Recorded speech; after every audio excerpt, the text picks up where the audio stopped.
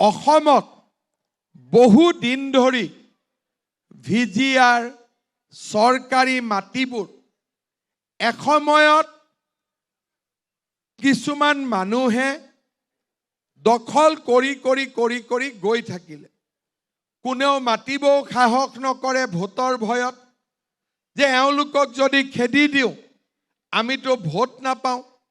আৰু মই হিচাপ কৰি চাইছোঁ যে এই মাটি দখল কৰা কামত আমাৰ অসমীয়া মানুহবিলাক নাই।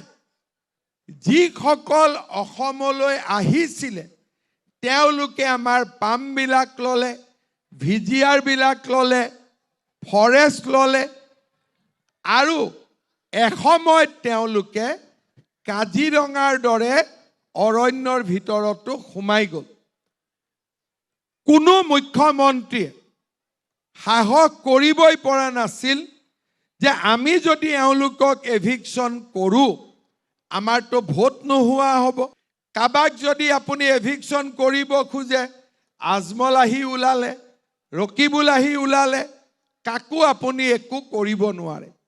হিতেশ্বৰ শইকীয়াই কওক, তৰুণ গগৈ চৰকাৰে হওক, গড়ৰ পিছত গড় মৰি থাকিলে, কিন্তু আমি গড় হত্যাও বন্ধ কৰিব নোৱাৰিলোঁ। এটা সময় আহিলে যে অসমত প্ৰতি বছৰে ৬০-৭০টাকৈ গড় মাৰিব আৰম্ভ কৰিলে। বুঢ়া চাপৰি বুলি কাজিৰঙাৰ লগতে অলপমান জংঘল আছিলে, মানুহে জংঘল চাফ কৰি ল'লে আৰু 10টা গড় একেদিনাই তেওঁলোকে মাৰিছিল। আজি মই মুখ্যমন্ত্ৰী হোৱাৰ পিছত মই তেওঁলোকক কৈছিলোঁ যে এতিয়া ৰকিবুল হুছেইনৰ দুনিয়া নহ'ব, এতিয়া অসমৰ মুখ্যমন্ত্ৰী বিজেপিৰ হ'ল, অসমীয়া মানুহৰ এতিয়া মুখ্যমন্ত্ৰী হ'ল। কোনোবাই যদি কাজিৰঙাত গড় হত্যা কৰিব খোজে তেওঁলোকক কঠোৰৰ পৰা কঠোৰতম শাস্তি দিয়া হ'ব। আজি আপোনালোকে চাওক, যোৱা 5 বছৰত এটাও গড় মাৰিবৰ কাৰণে কোনেও সাহস নকৰি। অসমীয়াই এতিয়া আৰু ভয় নাখায়। আমাৰ মাটি আমাৰ অধিকাৰ, আমি বেলেগক মাটি ল'ব নিদিওঁ। এই আমাৰ বৰপেটা জিলাটো যিমান মাটি দখলত আছে, অহাবাৰ 1 ইঞ্চি মাটি থাকিলেও মই কাঢ়ি আনি আপোনালোকক মাটি দি দিম। অসমীয়া মানুহে মাটি পাব, কিন্তু আমি তেওঁলোকক মাটি বেদখল কৰিবৰ কাৰণে নিদিওঁ। আপোনালোকে জানে আমাৰ নামনি অসমৰ মানুহ এসময়ত কিমান কষ্ট আছিলে। যোৱা 2 বছৰ আগতে ঈদৰ সময়ত আমাৰ ধুবুৰী চহৰত 55,000 কেজি গৰুৰ মাংস কাটা হৈছিলে। কিমান কেজি? 55,000 কেজি।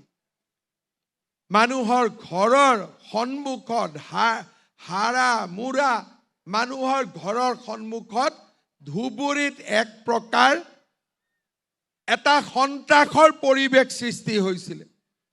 মই ধুবুৰীলৈ গৈছিলোঁ আৰু মই ধুবুৰীৰ এছপিক কৈছিলোঁ যে যোনে গৰুৰ মাংস হিন্দু মানুহৰ ঘৰৰ দুৱাৰত পেলাব তাক দেখাৰ লগে লগে গুলি মাৰিব লাগিব।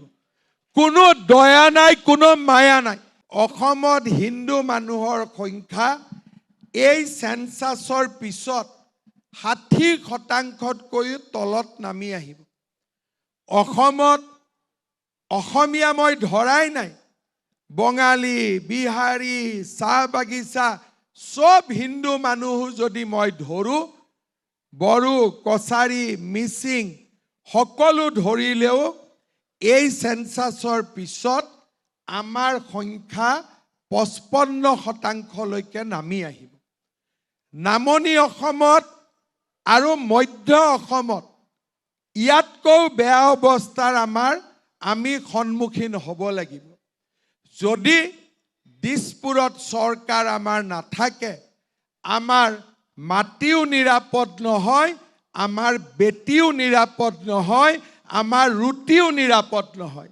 এই ইলেকশ্যন হৈছে মাটি, বেটি আৰু ৰুটি বচোৱাৰ কাৰণে আমি ভোট দিব লাগিব। আমি আমাৰ জাতিটোক জীয়াই ৰখাৰ বাবে আমি ভোট দিব লাগিব।